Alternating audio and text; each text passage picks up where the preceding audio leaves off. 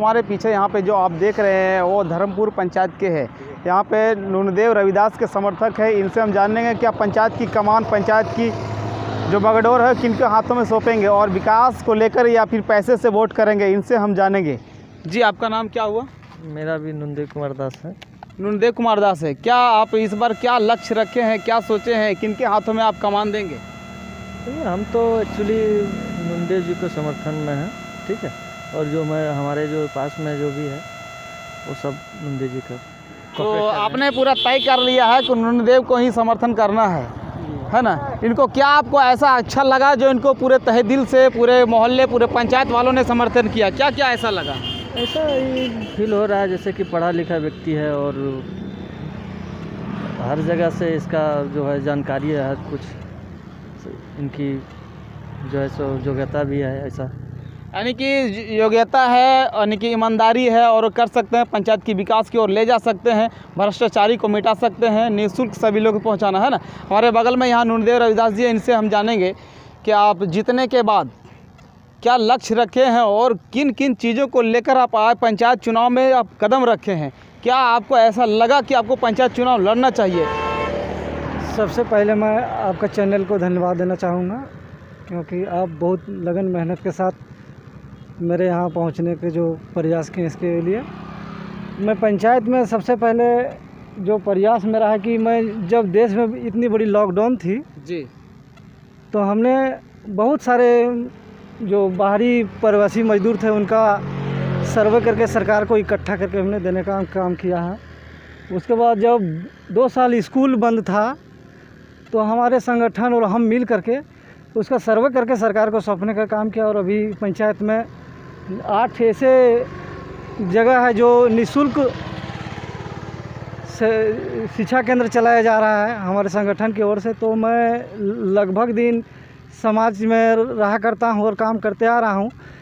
तो मुखिया तो हर कोई चाहता है कि हम बने, लेकिन मेरा मकसद सिर्फ मुखिया बनना नहीं है। जनता को जो सरकार की महत्वाकांक्षी योजना जो सरकार चलाती है, जैसे वृद्धा पेंशन है, आपका शिक्षा है, बहुत सारे योजना है जो सरकार अपने ओर चलाने का प्रयास करता है। उसमें जो बहुत सारे सरकार अपने तरफ से प्रयास करने के बाद भी सुदूर इलाका में नहीं पहुंच पाता है। जैसे हमारे एक बंसीडी मेरा गांव है बगल में हमारे पंचायत में, वहाँ एक ऐसी गांव है जहाँ शिक्षा के स्तर एकदम नाजुक। वहाँ हमने लोगों ने प्रयास किया कि शिक्षा बहुत आगे तक जाए और उस गांव का विकास हो। खुद मेरा गांव भी वही स्थिति में, वहाँ भी हम लोग ने प्रयास करने का काम कर रहे हैं। और इस तरह से पंचायत में हम लोग 8 तरह से निःशुल्क शिक्षा केंद्र चलाने का काम कर रहे हैं BGBS के द्वारा। तो हम बराबर संगठन से काम करने के काम किए हैं। तो लोगों के बीच लोगों को लगा कि ये मुखिया आते हैं बन करके तो हमारे समस्या का निदान होगा। जैसे वृद्धा पेंशन है, विधवा पेंशन है, विकलांग पेंशन है, जन वितरण प्रणाली है, शिक्षा है, ये सारे चीज़ तो करना हम लोग को सबसे प्राथमिकता है। मुखिया कोई भी एक व्यक्ति बन जाए तो उनके फंड में पैसा आएगा तो कोई भी खर्च कर सकता है। तो हम अपने ओर से आप लोग को यही कहना चाहूँगा कि लोग अगर जो मुझे इस पंचायत में मुखिया चुन के बनाते हैं तो मुझे जिम्मा देते हैं, तो मैं 5 साल के लिए नहीं, बराबर के लिए मैं एक सेवक के रूप में काम करूँगा और जनता के। तो यानी कि आप निष्ठा और ईमानदारी पूर्वक से जिस तरह से आप सेवा देते आए हैं, मैं पुनः आगे काम करेंगे और मुखिया का नहीं बल्कि विकास के रूप में मतलब हम काम करना चाहेंगे। जिस तरह से अब लॉकडाउन हो, कोविड का काल हो, ऐसे आप करते हुए आ रहे हैं। तो ये आपका टारगेट है, लक्ष्य है कि गरीबों तक पहुंचाना है, सुदूरवर्ती इलाकों तक महत्वाकांक्षी योजना को पहुंचाना है, बल्कि ईमानदारी और निष्ठापूर्वक से।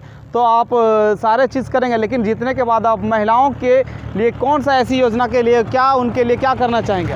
सरकार की जो योजना है कि महिला को विकास करे, महिला सबसे पहले शिक्षित हो। जब तक शिक्षित नहीं होगा तो तब तक समाज की विकास नहीं हो पाएगा। तो महिलाओं को जहाँ तक पहले चलता था साक्षरता, तो अभी साक्षरता से बहुत सारे लोग विकास कुछ किए, साक्षर बने। तो हम बोले ना कि आपका जो निःशुल्क शिक्षा केंद्र चल रहा है और सारे SHG ग्रुप वगैरह से महिला बहुत आगे आ रही है, उसमें भी हम लोग प्रयासरत रहेंगे कि महिला आगे बढ़े, महिला का हम लोग सशक्तिकरण करें और महिला को अपने और बढ़ाने के प्रयास करेंगे। मैं उनके हर समय दुख सुख में सहयोग करेंगे, चाहे 12 बजे रात हो, 12 बजे दिन हो, किसी भी समय में उपलब्ध रहूँगा। महिला के लिए हो, बुजुर्ग के लिए हो, जो निसहाय व्यक्ति हैं उनके लिए भी मैं किसी भी परिस्थिति में तैयार रहूँगा, रहता हूँ। अभी भी किसी भी परिस्थिति में किसी भी गांव में अगर किसी भी प्रकार के घटना होता है तो मैं वहाँ जाने का प्रयास करता हूँ, वहाँ सुलझने का प्रयास करता हूँ। यानी कि सारे समस्याओं को आप हल करते हुए आ रहे हैं, एक समाज सेवी के रूप में कर रहे हैं। तो अंत में आप यही कहें, जनता से क्या आप अपील करना चाहते हैं, क्या गुजारिश और क्या संदेश देना चाहते हैं? मैं जनता को यही कहना चाहता हूँ कि मुझे मौका दे के देखा जाए। अगर जो मैं एक सेवक के रूप में काम नहीं करता तो जनता का तो लोकतंत्र बना हुआ है कि फिर अपना वो परिवर्तन करने का लायक रहते हैं, लेकिन मैं कभी बनने के बाद जनता को ही कभी मौका नहीं दूंगा कि दूसरे ओर कहीं जनता चल जाए। जी, तो जुड़े रहें हमारे साथ, हम आपको दिखाते रहेंगे हर पंचायत की एग्जिट और ओपिनियन पोल। हमारे पास नुनदेव रविदास इनका और समर्थक है, इनसे हम जानेंगे क्या आप नुनदेव रविदास को इस बार जिताने का प्रयास करेंगे, जिताएंगे? नुनदेदास जिंदाबाद, जिंदाबाद, जिंदाबाद, नुनदेदास जिंदाबाद, जिंदाबाद, जिंदाबाद। तो इस बार आप नुनदेव रविदास को जिता रहे हैं या फिर ऐसे ही नारेबाजी के साथ आ रहे हैं? हम लोग जिता रहे हैं, भरपूर तहे दिल से आप लगाए। हम लोग सुनिए, हम लोग तहे दिल से पढ़े लिखे व्यक्ति है, हम लोग भी पढ़े लिखे आदमी जानते हैं। चिंतम धर्मपूर्वक पंचायत जो नुनदेव रविदास जो खड़े हुए हैं, पढ़े लिखा अच्छा है व्यक्ति है, लोग पूरा पंचायत में जानता है कि नुनदेव रविदास कैसा है। ठीक है, बात रह गया कि परसों में आदमी पैसा कौड़ी की बात नहीं, ये शिक्षक आदमी है, देखेगा संसार, देखेगा कैसा मेरा पंचायत का आदमी है, वो आदमी सब लोग देखेगा, है ना? बस ओके। हाँ, तो ठीक है, ये सारे समर्थक लोग बोले इस बार नुनदेव रविदास को जिताना है, और जिताना नहीं बल्कि भारी मतों से जिताना, रिकॉर्ड तोड़। तो आप बने रहे हमारे साथ और लगातार हम अपने अपडेट देते रहेंगे और अगले दिन। धन्यवाद।